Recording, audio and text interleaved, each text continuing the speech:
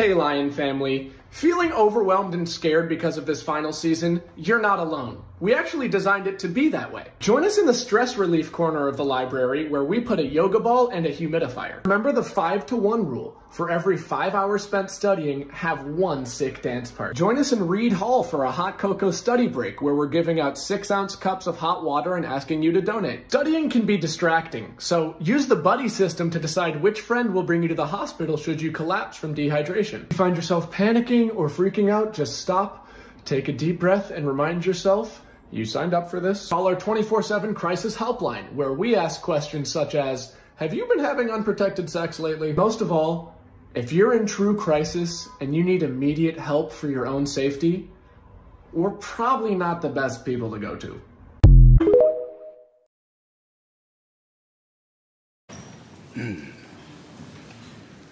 Ko hau, ko rāwiri waititi, e wāti ana ka noho pūmau taku pono ki a tātou mokopuna. E ai ki te tikanga Māori. Ka kawai hau I oku mahi me oku herenga. Me te whakamai hoki I tōku mana e ai ki te tiriti o Waitangi.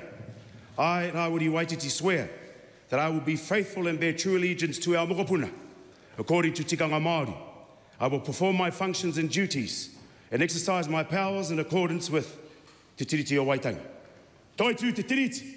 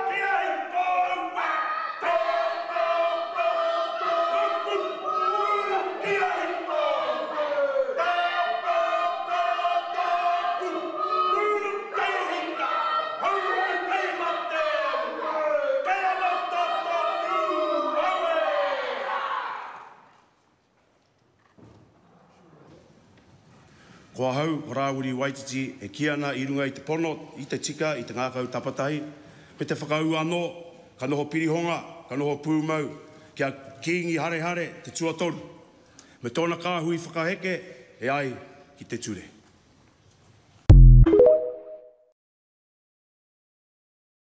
I volunteer. If there's anyone that's going to talk about this, it's me. Back in June and the months after it, when Spider-Verse was still relatively new, I had to constantly defend Hobie Brown on my page because of the stupid stereotypes you guys kept associating with him. Amongst the many stereotypes was mainly the one about Hobie Brown being messy. Oh, Hobie Brown would smell bad. His room would be messy and Gwen would be like, oh my god. He wouldn't shower.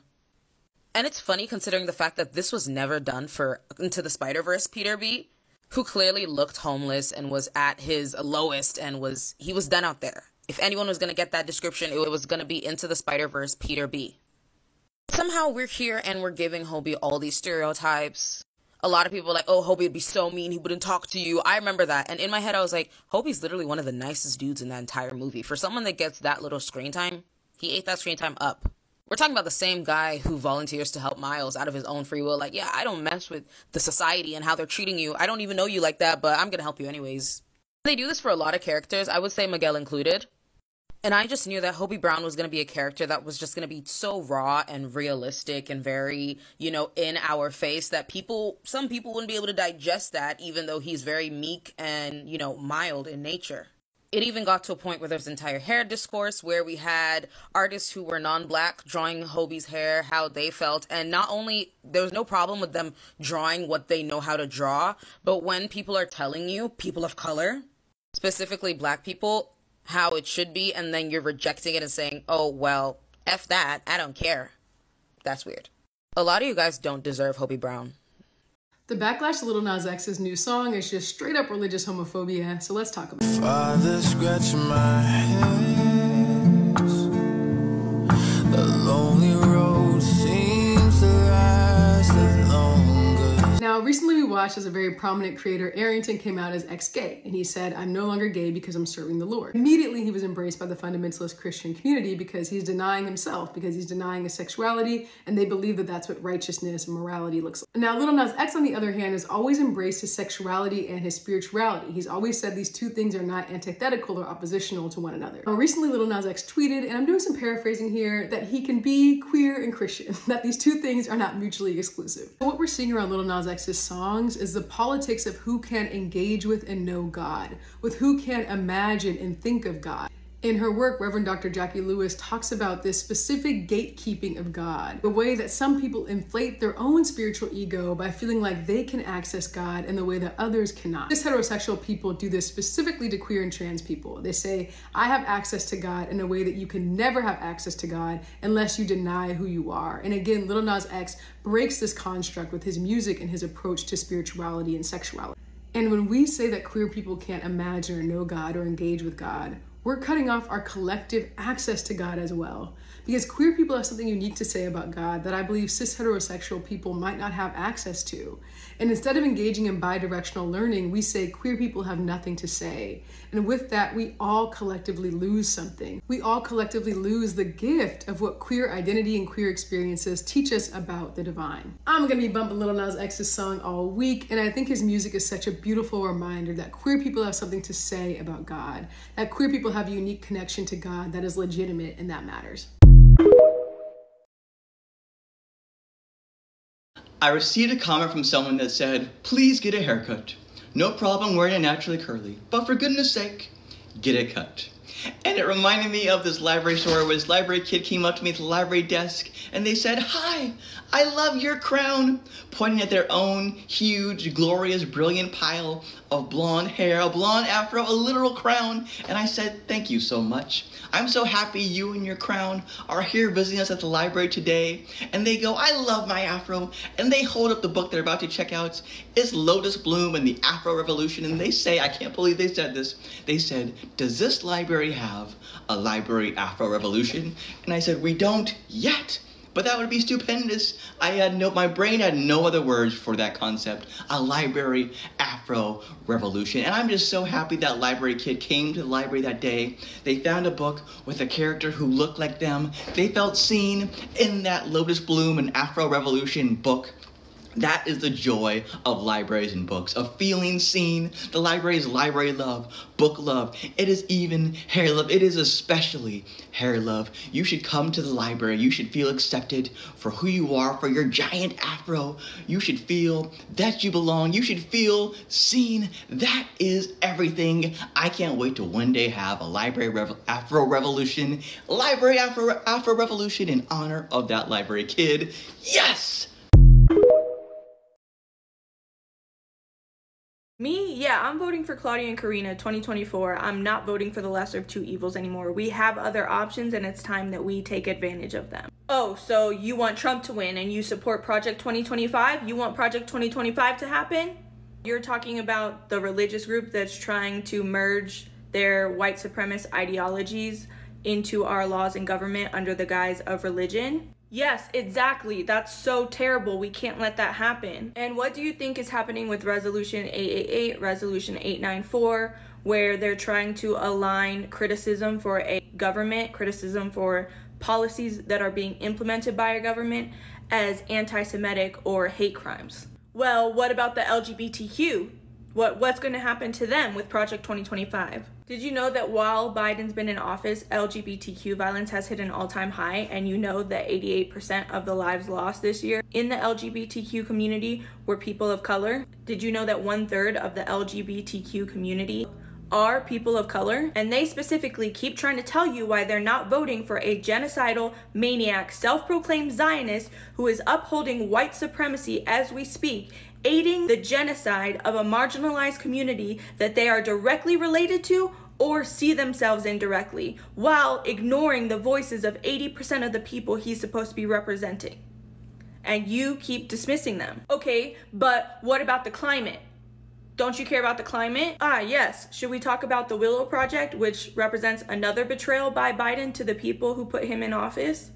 He promised in his 2020 campaign that he would end the drilling for oil and gas on federal lands. This is the largest oil drilling project on US public lands and the biggest oil field in Alaska in decades. Okay, but what about women's rights? Don't you care about women's rights? We literally lost Roe v. Wade under the Biden administration. Well, he didn't have any power over that. He can't control that. And what has he been doing since then? He could call for a whole of government response, work to remove the remaining FDA restrictions on abortion pills, preempt bans on abortion pills, I don't know, declare a public health emergency, permit abortion revisions on federal lands and federal healthcare centers. I don't know, literally anything. Well, Trump is a fascist and a threat to our democracy, and he's gonna create a government with no checks and balances just to serve his own agenda, and it won't represent the people at all. We'll have no voice. As opposed to Biden, who's ignoring 80% of the people he's supposed to represent and continuing to push his own agenda that he's been bought and paid for to do so by AIPAC, continues to try to give more money to Israel. He's now working towards lifting all the meaningful restrictions to the stockpile and transfer of arms to Israel, enabling Israel to access more US weapons with less congressional oversight. Well, if you don't vote for Biden, you're voting for Trump. Nope, I really said nothing about voting for Trump. I said I'm voting for Claudia and Karina, which is an option that we have. Well, he's gonna win, and then it'll be your fault we lost our democracy. If I am being forced to vote for a president that I don't align with or agree with in any way, it seems that our democracy has already been lost. Can I ask you a question? Do you even want to vote for Biden? He's the lesser of two evils. He's the least harmful option. Stop being so selfish. Least harmful to who? Have you been listening to anything I said? You mean least harmful to people who look like you? He is actively causing harm to a marginalized group, and they are trying to tell you why they will not be voting for him, and you keep ignoring their voices. Why is that? Is it because under Biden, you get to remain just comfortable enough to feel fine? And I'm the selfish one? Why can't you understand that we have a third option? An option that would actually fight for the people and be for the people and protect everyone, not just a specific group of people that look like you. Ugh, you're just so uneducated. A third party will never win. They've never won. Yeah, because people like you, if you got on board, we could do it. We've already told you we're not voting for Biden. We've given you other options to get on board with. But you're just comfortable enough that you don't really care about everybody else that you're trying to claim is the reasons why we need to vote for Biden. So instead of getting on board for change, you're digging your heels in to make sure you lose. So really, the loss is on you. If you have liked, reposted, or positively interacted with the pro-Palestinian TikTok, I have some good news for you. Everybody's favorite dirty water company Starbucks just lost $11 billion from its valuation. Now, this is an existential crisis for Starbucks, not just because of all of the lost sales, but because they are losing the 18 to 35 demographic. Now, the only thing Starbucks cares about, it's not even sales, it's the hearts and minds of 18 to 34, and now that they're losing that crowd, Wall Street is punishing them by downgrading their stock, and this is the single greatest hit their stock has taken ever since they went public in 1992. I mean, look at the dip in the share price. That curve is going down. The reason Taylor Swift is the perfect Time Magazine Person of the Year is because she represents the American ideal, right? Like, she is the white woman who's, like, pretty and thin and successful against the odds and has just the right amount of feminism to be palatable to liberals, but isn't too radical that she actually embodies what feminism is supposed to be. And so while there is an active genocide happening in Palestine, in Sudan, in Congo, in Tigray, in all these places that the US has inevitably had our hands in, they want to distract us by being like, actually, here's the ideal woman. If you all could just do more of this and less of that activism shit, then the imperialist project of the United States wouldn't be in jeopardy. And that is why she's perfect for this. She's being used as a prop to distract you from what's actually important, genocide. I'm sure you've seen that infographic about how Zelensky was like the Time Magazine Person of the Year last year, and how then this year it's like, why are they ignoring a genocide? Because it's not in the best interest of protecting the American colonial project, duh. And to pull on a Rachel Cargill teaching, and if you don't know who Rachel Cargill is, please look her up. Who are the best people at uplifting and supporting the colonial projects in the United States? White women. We are great at this. Taylor Swift is one of our cultural poster children for whitewashing feminism, because every time she talks about it, it's because a man was mean to her. And like, of course she has experienced a shit ton of misogyny in her life. I am not negating that fact. I am pointing out that the times in which she invests in feminism are the times when it benefits her politically and business-wise. But feminism is intended to be intersectional. It's intended to be a framework in which we look at the world we live in and we go, okay, where on the spectrum of privilege does this experience fall, and where on the spectrum of my opportunities and my unique positionality can I help? What you don't see is Taylor Swift advocating against these genocides. One fucking Instagram post from her, and like, it would change the course of like American public opinion on this, the way that she got tens of thousands, maybe hundreds of thousands, fact check me, people to vote in the 2016 election. And so is that important? Yes, a lot of young people registered to vote, that's great, but it is limited to only protecting themselves and other white women against men, as opposed to using feminism as an intersectional framework for liberation of all oppressed people, not just white women. And that white feminism does not significantly jeopardize or threaten the power of the imperial regime of the United States. So the imperialist regime goes, oh, that's the ideal woman. She's pretty, she's blonde, she's thin, she makes music, she gets young girls happy, she gets people distracted from the genocide, and she embodies the like, you can fight for what you want, but just not too much. Don't fight too hard. Just like, take up your own cause and don't worry about other people. It refocuses us on this individualistic idea that we have as like people in America, that like we are the center, as opposed to putting somebody else like, I don't know, everybody who's focusing on Palestine right now that has care outside their own community. Because what happens when we start caring about communities outside our own, whether that's like literally like the next neighborhood over or that is across the ocean, we start to see empires fall and crumble. We start to strip our allegiance from the imperial state, and we start to ally ourselves with each other. We become more powerful as a people, and the imperialist structures become less powerful. And they don't want that. They want us to be quiet. They want us to be submissive and subservient to the interests of the empire and the colonial projects in which it is funding. And Taylor Swift, whether she realizes that or not, whether it's intentional or not, whether it's her personal politic or not, is being used as a tool of this. Resist it.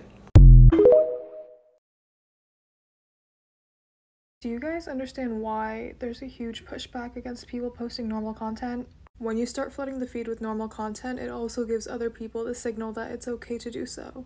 And then the same thing happens where an atrocity that people are talking about becomes a trend and it dies down and no one talks about it anymore. In this case, a series of atrocities, like a whole genocide. So yeah, people aren't calling out your favorite influencers because they want to start beef with them or get clout. They're calling them out because they're giving other people the green light to start flooding the feed with normal content again. Also, those daily little videos that people are posting are not the videos that make them money. Influencers get money from brand deals. And even if you take a little pause, you still get brand deals. Your name is on rosters for brands to choose from. This whole full-time job excuse is so dated, and this is coming from someone whose full-time job is being a content creator. Anyways, thanks to the influencers that soft-blocked me and unfollowed me. I don't have respect for you. It's just really hard to get used to the they pronoun, you know? Is it though? Well, yeah, it's just unnatural. I'm always confused how they can be a singular pronoun. Yes. It's linguistically incorrect. Mm-hmm. What was that? Oh, someone dropped their keys. Oh, did they now?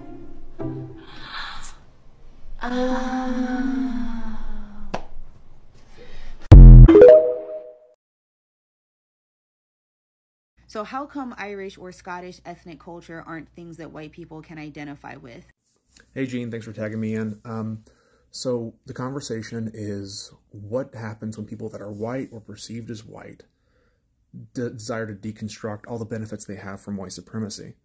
And why is it that white people don't seem to resonate with cultures of their homeland, like Irish culture, Scottish culture, whatever it may be? Because whiteness and cultural identity are enemies. They can't exist in the same space and they work to destroy each other. Ethnic identity is a plant that belongs in the ground. It flourishes, it grows, it thrives. Whiteness is an invasive plant, or better yet, a pesticide. It doesn't do anything but choke out what belongs there, to replace it with whatever someone else is designing artificially. So while whiteness cannot exist without overt destruction, ethnicity thrives and grows on its own. Like if you leave a field alone for long enough, natural flowers will just pop up. So how do you reclaim this thriving when all this whiteness over here exists? I have the privilege of being from a culture that is not fully eradicated. I'm from the Appalachian Mountains. It is in recent generational memory that people of Appalachia went from perceiving themselves as Appalachian to instead seeing themselves as like white Southerners. That ethnic identity, tying yourself to the American highlands, to the mountains, is something that does not fit cleanly within white supremacy, which is one of the reasons that white media propagandizes and stigmatizes Appalachia. You'll find that with a lot of cultures. So like Appalachia, Cajun culture, Italian culture, Irish culture, Polish culture to a lesser extent, but sometimes. As a rule of thumb, if there's a light-skinned culture in the United States that you've been taught through media is something to mock or belittle, it is most likely a preserved ethnicity that is trying to be eradicated. So as someone that's worked to reclaim my crossroads culture, while also understanding my long since past indigeneity, I've gotten to understand what whiteness took away from people. If you are white or perceived as white or are predominantly European and pass as white, here's what you used to be. Just picture this with me. You used to belong to a land that belonged to your ancestors. And those ancestors told stories in their own language of magics and gods and prepared for holidays that came from your place, that were centered around your family's thriving instead of consumption. You had sports, you had songs, you had a way of being that was connected to your neighbors and the land. You had home, and it was a sense of home that wasn't tied to a dollar. But because your ancestors looked enough like the people who were oppressing them, they could be assimilated. They got brought in and their language got taken from them and their songs got taken from them and they were converted from their gods to a new religion instead of a tribal place. You used to be native, but that happened so long ago that what you remember as your culture is not who your ancestors were, but instead the people that destroyed them. That's not an opening step, but that realization, that piece, will lead you eventually to a despising of whiteness. Because it took everything from you. And that gap you feel in here that makes you want to pick and choose of, take from other religions and take from black culture and take from other established ethnicities. That desire in you is because the one that you were supposed to have was taken so long ago that you don't even know what it looks like. Now, the hard news is you can't go back there. You can't become native again. The place that belonged to you doesn't belong to you anymore. And that place doesn't even remember your name. But you do exist where you are. And there can be a crossroads culture established, developed, and maintained and protected. So my advice is, number one, stop mocking light-skinned ethnicities as if they're just grabbing at something. They're yearning for a wholeness that we all have lost. Second, learn what it means to belong to a people and a place and a land again. But just like if you're trying to grow a natural garden while still using pesticides, you're going to be investing a lot of time and energy in killing the very thing you're trying to grow. And you'll create this poisoned thing that you never wanted in the first place. So while learning about the pieces of the culture you come from, you must also spend time reflecting on how that would have been taken from you and what would have been put in its place. Keep in mind that your people were assimilated over a long time. And if you try to de-assimilate, decolonize yourself too quickly, you'll find yourself cosplaying the ethnicity that you used to belong to while still upholding white supremacy at the same time. Learn as much as you can about what fully functioning life would have looked like for the people that you belong to. And then learn who took it from them and what they took. To talk about like the Western world for a second, like I'm from Appalachia. I had people that came here and preserved an ethnic identity, if not creating one, and that was a crossroads culture where they collided with other cultures and became a new people. Learn how they navigated their lives and then what got taken from them. What you'll slowly be able to develop is kind of a list of like what it meant to be whole and what it was taken and what it was replaced with. Right then, you learn the recipe. Since both can't exist in the same space, that's how you got assimilated into whiteness, right? You can learn to replant the garden within your very own bones of who you are supposed to be and what you belong to, while also avoiding the poisons that prevent that growth and turn it into something you don't want.